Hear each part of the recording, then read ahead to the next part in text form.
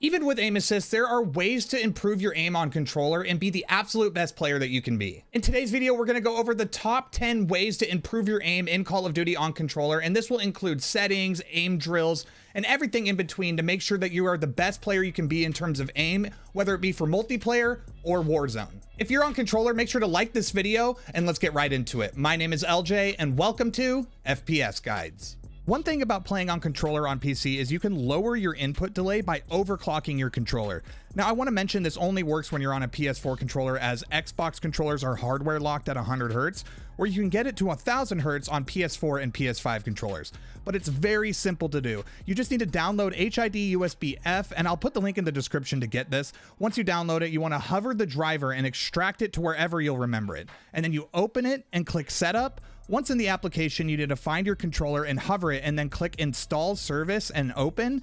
And then you click 1000 on the drop-down menu, and then click Install Service again and Open. Then you check the box for filter and install service one more time. And then once you're done with that, you unplug your controller and plug it back in, and it should say 1000 Hertz and yes on the filter. And then it'll bring your input delay down from 5 milliseconds all the way down to just 1. Super easy setup and a quick way to decrease input lag on your controller.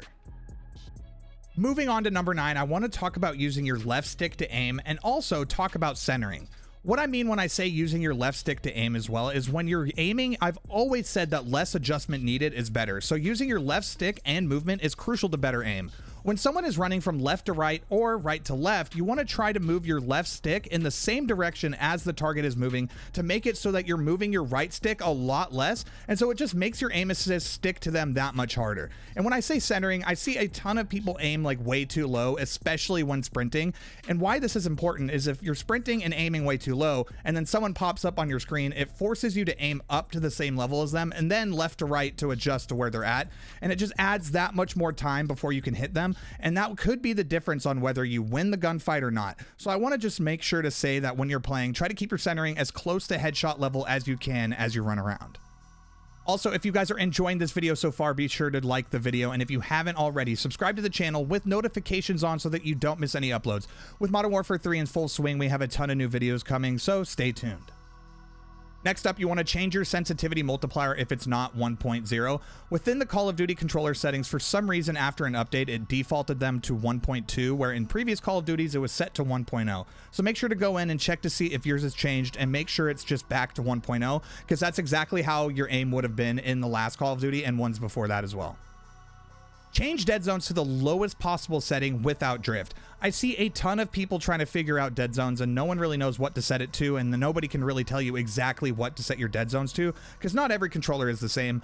Deadzones for me might be different for you, but it's very easy to figure out on what yours should be. Just go into a private match and set them all the way to 0, and you're definitely going to see some stick drift with this, but you just go back to your settings and then raise the Deadzones by 1, and then go back to the game and see if you have stick drift, and you're going to want to keep doing this by raising it by 1 until you don't see any more stick drift. And basically what mine ended up at being is 4.4, but yours could be lower or higher depending on your controller, and there's really no way to find out before you buy it. You kind of just have to hope that your controller has a lot less stick drift and you can have your dead zone set to a lot lower.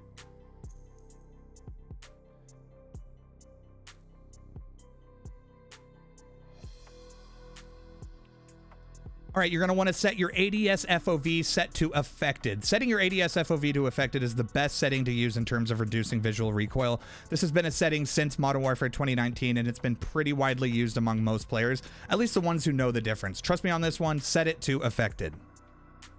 All right, let's not kid ourselves. Aim assist in FPS games today, especially Call of Duty, is insane. So if you want to have the best aim you can, you might as well get your aim assist to be the strongest it can be. And to do that is setting your aim response curve type to dynamic.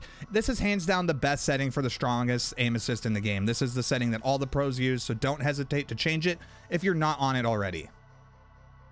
All right, next up, we're going to be talking about your monitor refresh rate. This is something that can be overlooked so easily. Sometimes when you get a new monitor, it'll just auto to 60 Hertz, or a driver update might reset it. So make sure if you're on NVIDIA to go into your graphics settings and make sure your refresh rate is set to prefer maximum, and then go into your display settings on Windows and make sure it's set to the highest it can be. It can also be changed in game, so make sure your in-game settings is set to max. Mine is set to 240, but you could have even higher than that depending on your monitor. Just make sure that you're not choking and using 60 Hertz hertz when you have a 144 hertz monitor or a higher refresh rate monitor than that. Too many people I know were playing for months on 60 hertz and they didn't even know. They just plugged in their monitor and then just thought it was set to the highest refresh rate that you possibly could have, and then just were playing on 60 hertz for months. So make sure that's not you. Check your settings and make sure they're set to the highest refresh rate you can possibly have.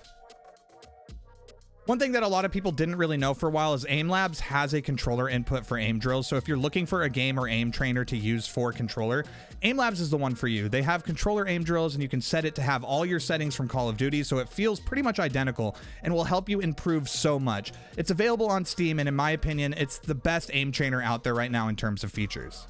All right, another aim assist setting for you guys. In Modern Warfare 2, I went back and forth between default and Black Ops aim assist type, and honestly, I just feel like Black Ops is better for me. It feels a little stickier in my opinion, but it could be placebo. But I finally stuck to Black Ops and haven't changed it in forever, since I'm a firm believer in making sure to not change settings too often, so you don't throw yourself off and have bad days trying to just adjust to your aim feeling different. And finally, at number 1, just don't be a noob and make sure to use the no recoil meta guns. It just makes things a whole lot easier. I see a ton of people using like their own builds on stuff, and it's just way worse than what it could be with like the right attachments. So just make sure that you like maybe watch a couple videos, get the right builds down so that it makes it just a lot easier to aim when your gun basically doesn't move. And trust me, there is a ton in the Warzone current meta right now. And also, if you're looking for a video with the no recoil guns, we're going to be uploading a top 5 best no recoil weapons for Warzone and Modern Warfare 3. The Warzone one will go on Battle Royale guides. And then also, if you guys are looking for some more Modern Warfare 3 content, check out the video that's on the screen right now.